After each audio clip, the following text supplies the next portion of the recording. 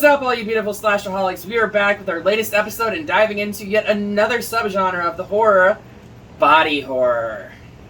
That's right, all you slashy friends. We are doing our very first Cronenberg film. And anyone who knows 80s horror knows the name Cronenberg is synonymous with this specific subgenre of horror. Yeah, I would say that's a given. He's definitely not the pioneer of the style, but he's definitely a maestro of the craft. Absolutely. So what exactly is body horror for those of you who don't know? Well, body horror, or biological horror, is a subgenre of horror that intentionally showcases grotesque and psychologically disturbing violations to the human body or to any other creature, as we see in things like The Thing, like where we see the actual animals being transformed. Right, definitely. This obviously is another... Yes. I think Society is probably the worst one. Yes. Yeah. Woo! Man, talk about grotesque. That movie. Yeah, that one's like, hey, I guess I am a butt face. But yeah, that basically sums up what the subgenre is all about. So with this being said, let's get into this amazing story of body horror, transformation heartache, and the science that is the 1986 classic, The Fly. Hey, is it just me or is something different about this place? I mean, it does kind of feel a little different, doesn't it? I mean, it does seem like we have a little bit more space now. Oh, you mean like the fact that we were probably able to finally expand the studio so we're not so freaking cramped? Yep, that has to be it. Man, it's nice having all this space. I'm telling you, this is something else. But you know the problem with having extra space? Yeah, we fill it up faster, apparently. Yeah, clearly. Although I will say half this stuff wasn't being able to be displayed before because we didn't have space to display it. And, you know, I mean, we do need to show you all of the cool stuff that we have in our possession. We've got a lot more than what you can usually see. Mm-hmm. That is totally the truth. And, I don't know, personally, I kind of think it makes it look like we know what we're talking about. Wait, you don't think we know what we're talking about? No, that's not what I mean. I just mean that it makes it feel like more like a professional studio. Oh, yeah, I can see what you're saying. It does feel a little bit more professional in here, I guess. Yeah, but enough about that and what we've been doing between recording videos. Now we need to get to why you are all here. Oh, you mean the horror movie review of The Fly? Yeah, that's exactly what I mean. The Fly, which stars Jeff Goldblum and Gina Davis, and the emotion that they show in this film as a couple is completely genuine because they were a real-life couple. They were a couple in real life at the time of filming. Yeah, Cronenberg didn't even want to cast Gina Davis in the role because he thought it was going to be a problem for the two of them filming the scenes together. I think personally that it was a genius idea to cast them because, like you just said, the emotion that is conveyed between both of them being in that real life relationship is just... Absolutely. And actually what I had read is that Cronenberg was against it until he saw Gina actually audition for the role, and then he was like, oh, no, yeah, you're perfect. Right. So The Fly begins as a brilliant but eccentric scientist, Seth Brundle, meets science journalist Veronica Ronnie Quaife, I believe is her last name. Yeah, well, we're going to call it Quaife because otherwise we're going to say something that's just grossly inappropriate.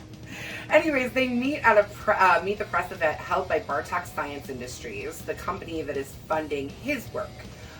He takes her, well, somehow coaxes her back to his place, which is his home / laboratory, and basically convinces her to film and document everything about his work, which his invention is two pods that can teleport from one pod to the other pod. While the telepods can transport inanimate objects perfectly, they mutilate live tissue, as demonstrated when a baboon is turned inside out after being teleported. That was just... Yeah, so earlier when I said that it's body horror to the human body, but also to other things, yeah, that baboon definitely got mutilated. Oh, God, yeah. So as they experiment with the invention, Seth and Ronnie actually start beginning to form a relationship. So one morning or evening. I'm not really sure. I feel like it was morning time when he was serving that steak. Right, but right. It could have been. It was It just could trick have of been the evening. light. But he serves Ronnie 2 different steaks. One is a control steak, and the other one was transported in the telepod device. And she basically says that it doesn't taste right. It tastes synthetic, and that leads Seth to discovering that the machine is actually creating a synthetic version of the biological material rather than creating the actual object itself. Yeah, so he begins reprogramming the system to understand the makeup of living tissue and successfully teleports a second baboon. And, I have to say, there is a part in this where they talk about loving the flesh. And it very much reminds me of another Cronenberg movie. Oh, God, I'm having a brain fart. Long Live the Flesh with Videodrome, which is another Cronenberg film. Yeah, no, that is... And it seems like Cronenberg has a weird obsession with the human body. not just him either. His son's doing some, what was that, Infinity Pool that just came out recently? And he did another movie in 21 or 22 that also was, like, very body horror. I can't even remember what film it was, but, I can't remember the name of it, but very much taking in his father's footsteps. Oh, yeah, definitely. Ronnie then departs before they can celebrate, and Seth proceeds to get drunk. Yeah. On champagne. And worries that she is rekindling her relationship with her former boss and editor, Stathis Barons. Yes. So she actually was leaving to confront Stathis about a veiled threat, basically saying that he was going to out all of Seth Brundle's work. And it was spurred by his jealousy of Seth, because he figured out that they were having a relationship, or at least starting a relationship. And let me just say, Stathis is like the most gaslighting, disgusting, awful ex-boyfriend you could possibly have. Like, he keeps the key to her apartment, and refuses to give it back to her, knowing that she's probably too lazy to actually change the locks. And she even says that she knew she would eventually at some point show up and he'd be there, because she knew what kind of person he was. And if she knew what kind of person she was, she should have never dated. Yeah, well, we all make mistakes. I've made plenty in my past. Same. Anyways, so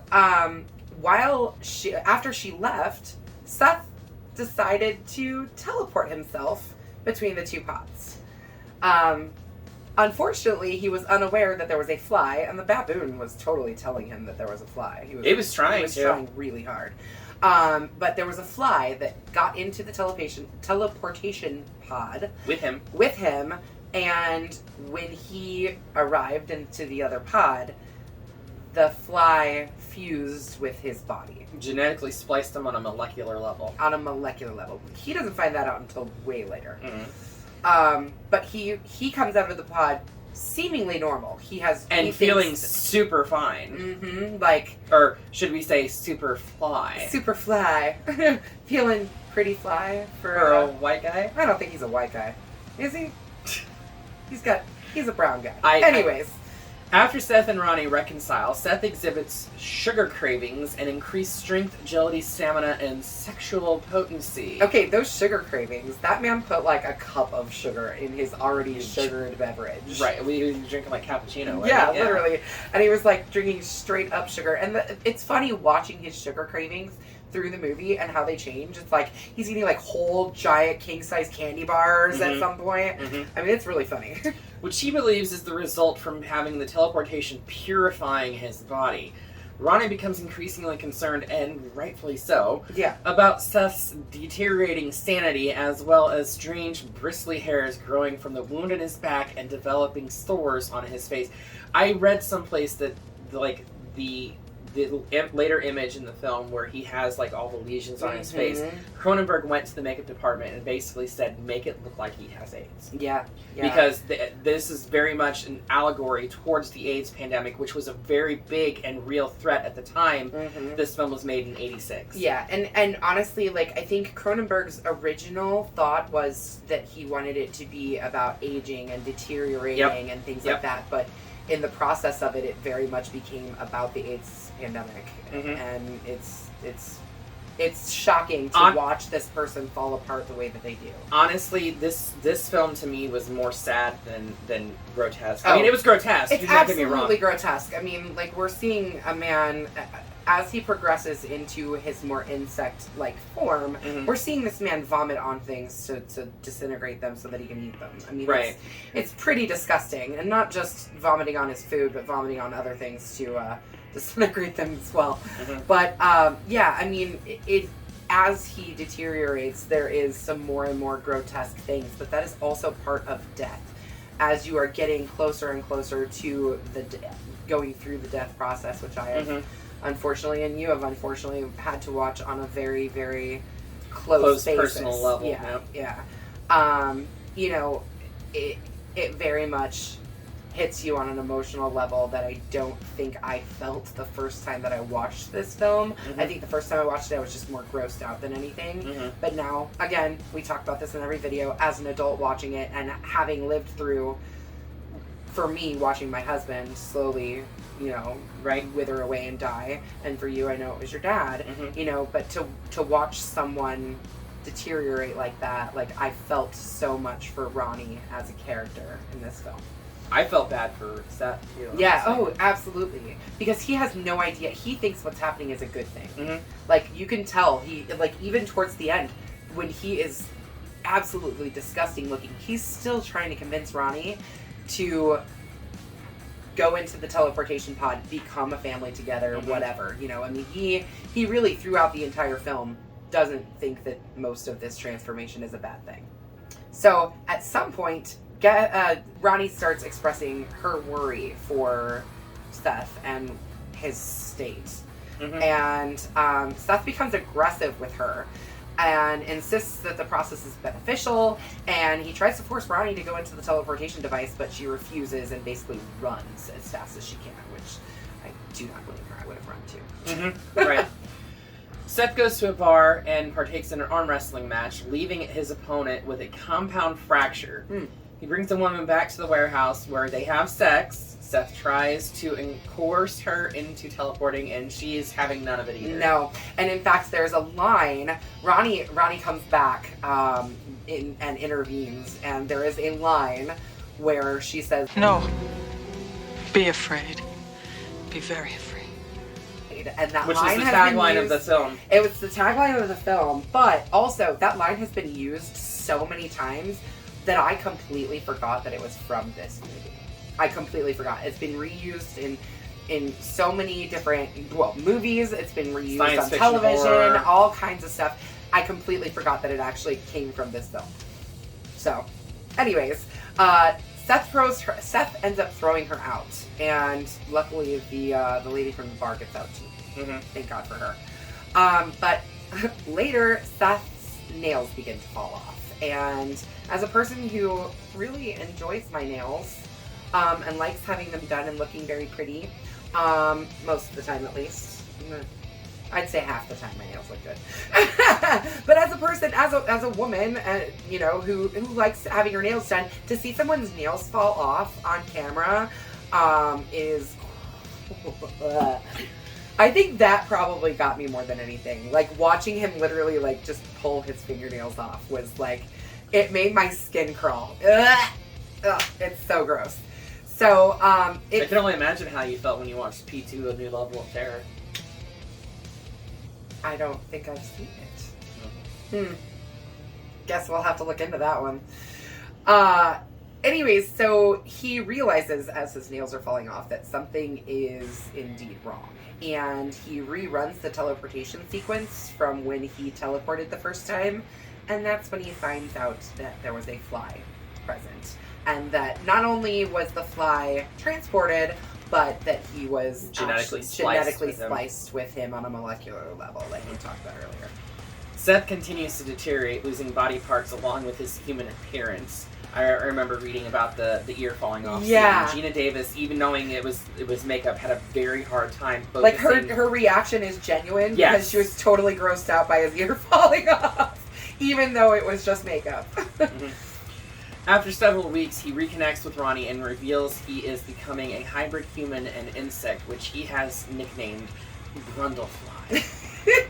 Which I think is really funny, but in like a really great way. I mean, I think he's like acknowledging the gravity of his situation in a funny sort of way. But he has also begun to vomit digestive enzymes onto his food, like I was saying earlier, and is able to cling to walls and ceilings, and is losing all human reasoning and compassion, which is pretty sad. They filmed this scene but cut it from the film because they ultimately felt that it was that it really took all the compassion away from him. It took too much of the humanity away from him, Yeah. and it felt like the audience would relate or feel sorry for Seth at the end of the film. But he actually spliced a cat and the remaining baboon together, and then proceeded to beat death. it to death with a pipe. Yeah. There was another scene also planned but never shot, where he was going to eat a bag lady. Oh, I read that too. Yeah, where he actually like vomited on her, Mhm. and that's. Seth installs a fusion program into the telepod computer, planning to dilute the fly genes in his body with human DNA. Ronnie discovers she is pregnant with Seth's baby and has a nightmare of giving birth to a giant magnet. Interesting note here, David Cronenberg actually played the gynecologist delivering Yes, the magnet he did. in that dream sequence. He did. Do you want to know why he ended up taking that little cameo role? Mm-mm. Because I guess originally, when they were casting and everything, Mel Brooks, who didn't want anyone to know that he was a big part of Mel this Brooks film. was an executive producer on this He film. was a huge part of the production of this film. He had commented that David Cronenberg looked like one of those snazzy LA doctors, and so he wanted to have a cameo as a doctor in the film. I do remember seeing that. Yep. Yeah. Yep. So Ronnie ends up demanding that Stathis persuade a doctor to perform an abortion on her in the middle of the night. But Seth ends up abducting her before the procedure. He begs her to carry the child to term, since it may be the last remnant of his humanity left. But my God, could you imagine what? I mean, clearly they were having sex before he turned into the Brundlefly. Yeah, but they were definitely having sex a lot once he had transported through the pod. So right, because there was that line of, God, you could just go all day. Yeah. No, I'm good. Yeah. Although, I don't know, Jeff Goldblum. My heart. Stathis breaks into Seth's lab with a shotgun, which they don't explain why he has it, but I think He was going there to kill Seth. He didn't care. Well, no. He don't like Seth. Seth's getting in the way of him being with Ryan. I understand that. But there was this scene earlier in the film that was also cut of him skeet shooting. He's an avid skeet shooter. Right, true. So that's why he has the shotgun. But Seth disables him by using corrosive vomit to destroy Stathis' hand. He literally disarms him. Farewell to arms. And his foot, stopping just short of vomiting acid onto his face when Ronnie screams at him to stop. Yeah. Seth reveals to Ronnie that he wants to use the telepods to fuse the two of them, along with their unborn child, into a single entity and become the ultimate family. He's still, like, even though he knows that what is happening is not good, he still thinks that it's a good thing that they would become the ultimate family. Mm-hmm. You know, he talked earlier in the film when he was trying to convince her to transport or to teleport in the pod that they would be the ultimate couple because they would both have all these extra abilities from having transported between the two pods. Now he wants to have the ultimate family. Anyways, during a struggle, she ends up tearing off his jaw, which is jarring. That is one of the best scenes in this film. My though. gosh. The whole monster's transformation. Well, yeah. I mean, first the jaw comes off, and then everything begins to fall off. And yeah, it is this monstrous insectoid humanoid. Cronenberg actually had to tell Gina Davis to get in there and rip that sucker off because she was hesitant to do it. Yeah. Because it looked like it still kind of resembled Jeff Goldblum. Can we talk for a half a second about the special effects in this film? Oh, God, they were so good. So good. So, the person who did the special effects was Chris Wallace, I think was his name.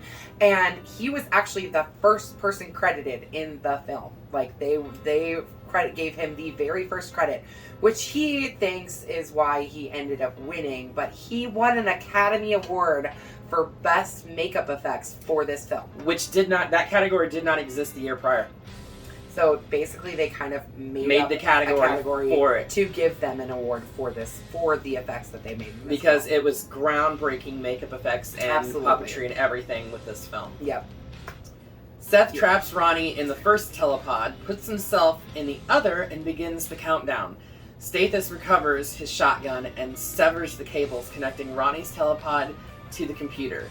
Seth breaks halfway out of his own pod, but the fusion process activates, gruesomely amalgamating him with a chunk of the telepod. Yeah. Mm. I mean, he basically explodes, really. I mean, essentially, what we see is his explosion. But Seth crawls to Ronnie, what's left of him, and I guess... he's fused with the telepod, so he is still there, but it's not, it's just... He can't what's left of communicate. him. Yes, he can't communicate. So he basically crawls over to Ronnie and puts the shotgun barrel up to his forehead, and essentially silently begs her to end everything for him. And she tearfully fires, killing him, and falls to her knees in utter despair, because she was clearly very much in love with him. Very much in love with him, and very much saddened by the process of what happened. If you watch this, It's going supposed through to take place over like 6 weeks, right? I think they said 4 weeks and 6 days. Oh, okay. Is what the total. But I mean, if you watch it, it kind of feels like it's only like a week or Yeah. whatever. But if you watch this knowing grief, knowing sadness, knowing despair, he goes through all the emotions of like anger, denial, bargaining, acceptance. For sure. You know, I mean, he goes through all those stages of grief and everything like that, and it's heartbreaking to watch. It really is heartbreaking. Yeah, to watch. absolutely. I mean, this film was just astonishing to watch. It was also a major blockbuster, like big time. And when I say major, like 1986, this movie brought in $60 million. I think the only movie that outgrossed it was Aliens. That is Sci-fi, at least. huge. That is a huge number for any movie. I don't know what the actual translation is. We should look that up, and we'll flash it across the bottom or something. What today's millions would be. But from 1986, $60 million to what it would be today, at least $150 million. That's huge, at least for a horror movie. Or, I mean, yes, it is a horror movie. It's horror. It's horror. Sci-fi horror. But even for sci-fi, that is huge for a sci-fi movie. Like, this is a blockbuster movie. A lot of us, at least in my generation, I know you weren't old enough to experience it as a blockbuster. I was only a few years old as well, and so I didn't know that it was a blockbuster, but I grew up and knowing that this was a classic. Yep. I knew that. Me and too. I'll be honest, I hadn't watched it until I sat down to watch it for this review, and I'm honestly glad that I waited as long as I did to watch it, because I don't think I would have appreciated the gravitas of the story that was told. I think I would have found it, as a younger version of myself watching it, I would have found it grotesque and I love the effects and just that would have been it. Yeah, I wouldn't have connected to it at emotional level if I would have watched it 20 years ago. For sure. So I'm glad I waited until I was 40. And yes, I'm 40. And I have to say, just watching it from a completely different perspective, being older, like I said earlier, it is a really, really beautiful story about love and about loss and grief. So, it's, for me, this is a big, fat, bloody machete up. 2 bloody machetes straight to the fucking sky. Absolutely. Jeff Goldblum, Gina Davis, David Cronenberg, thank you for everything that you did in this film. For the amazing effects. You deserved the Oscar that was given to you. It was the only Oscar that this movie received. But it deserved more. But with that, we are going to get this out of here. If you hear laughter right there, that was the producer ducking for her life. Because since we have changed the studio around, I can't throw to my right anymore. Yeah, there's no space to throw it. We'll hit a wall. Yeah, there's a wall over there. So, what do you want to do now? I don't know. I was kind of thinking it might be fun to visit like Toby Hooper again. I don't know. What do you think? Texas Chainsaw Massacre 2? I would love to do Texas Chainsaw Massacre 2. We will get there. We will people. get there. We will get there. I know a lot of people bag on Texas Chainsaw 2, but it is one of my favorites. It's got Bill Moseley in it. Come on. Lick my plate, you dog, Nick. Dog will run. Well, you want to do Toby Hooper? I think it should be kind of fun to do a PG horror film. We haven't done a PG horror film. I don't know how much this movie can be PG because it literally scared the piss out of me when I was a kid, and it honestly captivated me and scared the crap out of me again watching it as an adult.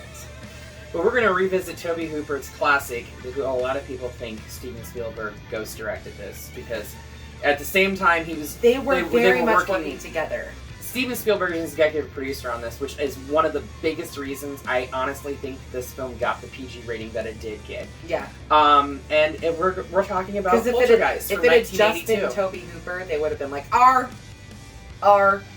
you Texas Chainsaw Massacre people, automatic R. It did actually get an R the first time it was submitted, yes. And they appealed it and got the PG. Right. Poltergeist, I actually read something about this. But you know what? Tune in next week where we're going to tell you all kinds of fun stuff about Poltergeist. 1 week. One week. Usually we wait 2 weeks, but we're going to just go ahead and give you another one next week.